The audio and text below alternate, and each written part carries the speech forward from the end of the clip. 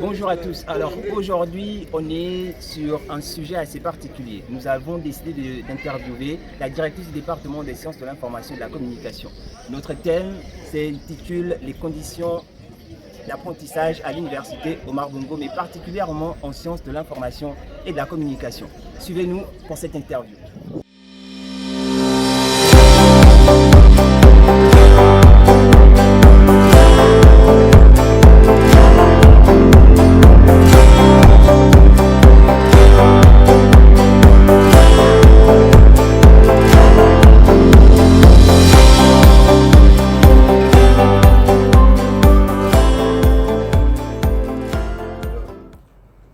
Bien, bonjour madame. Bonjour. Merci encore pour cet accueil.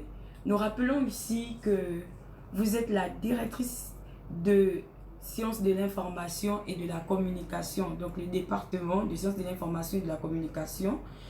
Et nous avons quelques petites questions à vous poser.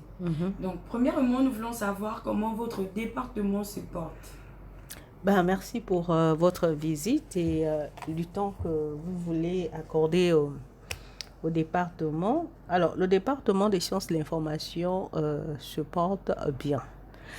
Le département se porte bien, pourquoi? Parce que nous avons des étudiants brillants, des étudiants qui aiment ce qu'ils font. Nous avons un corps enseignant engagé et indépendamment de quelques soucis qui ne sont pas l'apanage du département, donc l'université Omar Bongo est assujettée à quelques difficultés, un peu à l'image de toutes les administrations au Gabon actuellement. Donc, au-delà de ces petits manquements que nous déplorons, nous pouvons dire que le département se porte bien parce qu'il y a une dynamique de groupe qui s'est installée, qui fait qu'on arrive à s'entendre et on arrive à travailler ensemble. Travailler ensemble, c'est un challenge qu'il faut relever lorsqu'on arrive à la tête d'une administration. Il y a des espaces de travail où les gens ne s'entendent pas et ça rend la tâche difficile. Mais au niveau du département, nous avons réussi à créer cette cohésion aussi bien entre enseignants qu'entre enseignants et les étudiants et entre étudiants eux-mêmes. Et nous pensons que c'est ce qui fait notre force aujourd'hui au département, le fait de savoir vivre ensemble. C'est un défi qu'il fallait relever dès le début. Nous avons réussi à le relever jusque-là.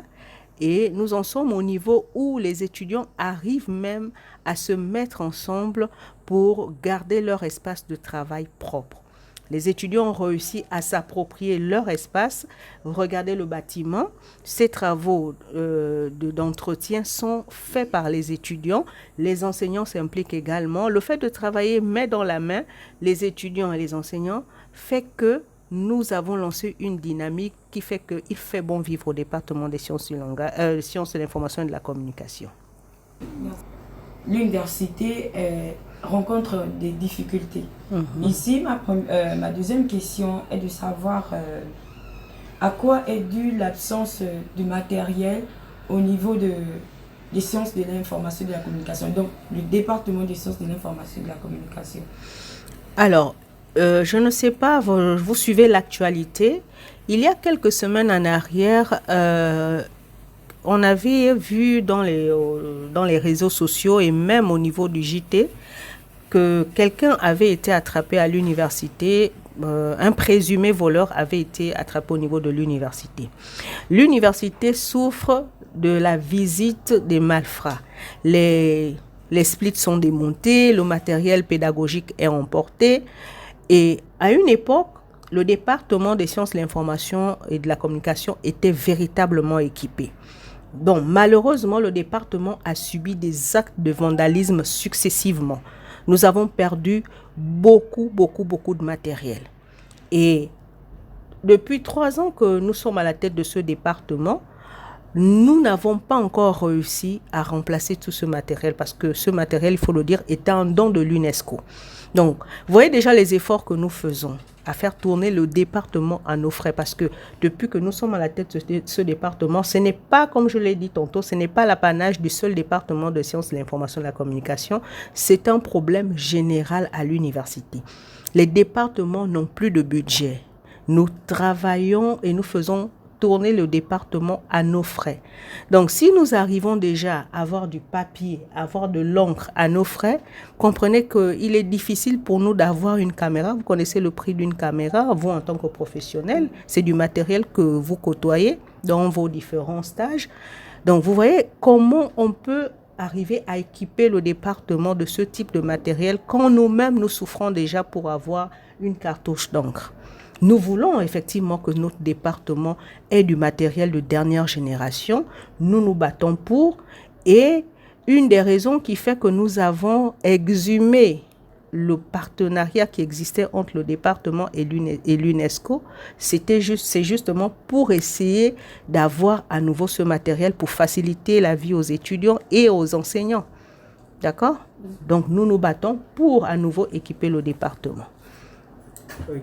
Madame la DD, nous avons souligné l'absence du matériel d'apprentissage à l'université Mabongo et plus précisément en soins de l'information et de la communication. Nous posons alors la question de savoir quelles sont les conséquences de l'absence de ces matériaux et des laboratoires sur le plan d'apprentissage et dans le monde professionnel plus tard pour les étudiants. Si nous n'avons pas le matériel pédagogique qui accompagne la partie théorique, il va de soi que les étudiants n'auront jamais l'opportunité de rencontrer ce matériel avant d'arriver dans le monde du travail et ce sera un handicap. L'absence du laboratoire, nous travaillons pour mettre en place le laboratoire des SIC. Nous héritons d'un département, ça fait 3 ans que nous sommes à la tête de ce département, mon équipe et moi-même. Nous héritons d'un département en pleine construction.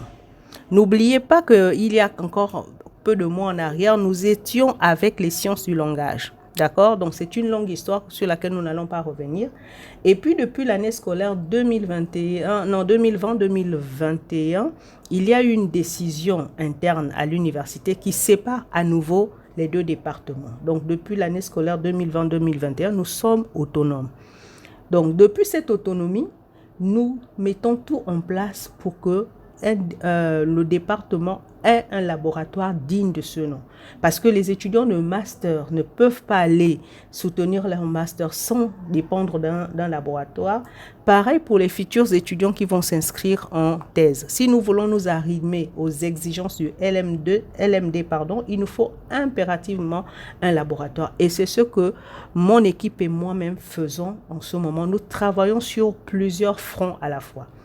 Déjà, nous travaillons en sous-effectif. Vous avez noté que les enseignants du département, nous ne sommes pas nombreux.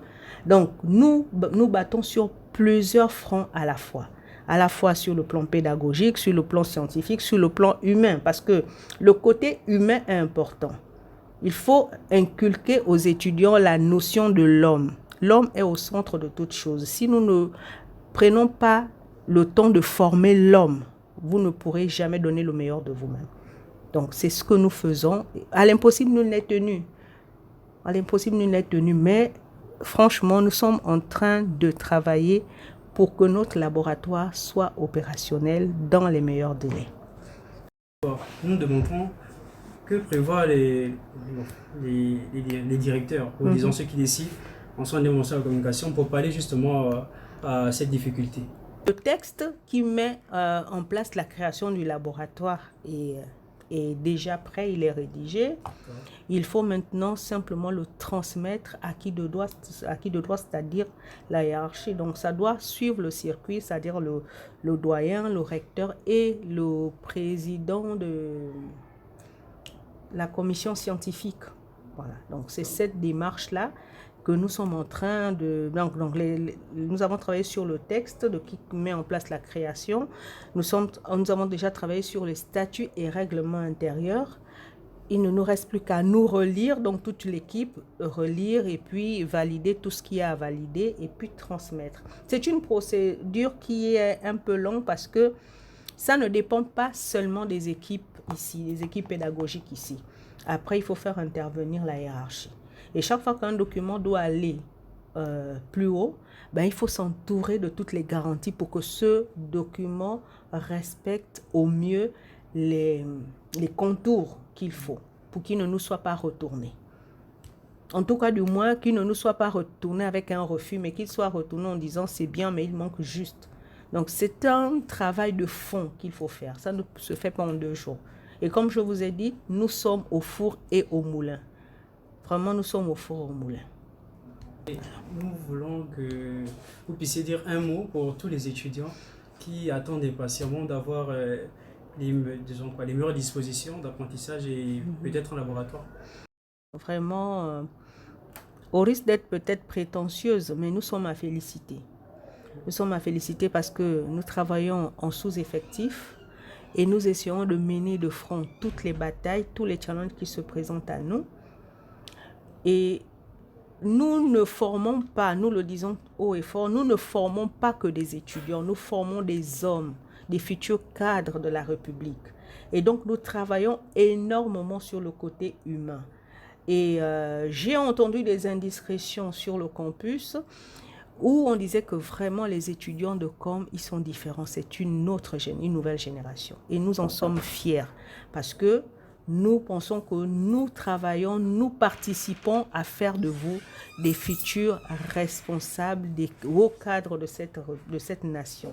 Donc, il est question pour nous d'être fiers de vous. Nous le sommes déjà parce que lorsque nous voyons ce que vous entreprenez, lorsque nous voyons comment vous êtes organisés au sein de la mutuelle, vraiment, c'est une fierté. Il y a des départements qui sont plus anciens que nous, mais dont les mutuelles sont quasiment inexistantes. En moins d'1 an d'existence, votre mutuelle a réussi à faire ce qui n'a jamais été fait à l'université Omar Bongo. Vous avez refait la propreté de votre bâtiment. Vous l'avez transformé radicalement. Et ça, vous êtes à féliciter. Donc, quand je parle avec les gens, quand je suis en salle des profs, quand je suis avec les autres collègues, je n'ai pas honte de vous. Je dis, mes étudiants sont les meilleurs. Et je le pense sincèrement. Donc, je voudrais vous dire merci d'avoir saisi l'esprit du département que nous avons inculqué. Nous sommes dans la logique d'être grands, mais grands pour servir. Et j'ai vu ça lorsque nous avons eu notre première journée citoyenne où les aînés étaient au service des plus jeunes. Donc, continuez sur cette lancée. Ne changez rien pour moi, vous êtes des lumières. Voilà, merci.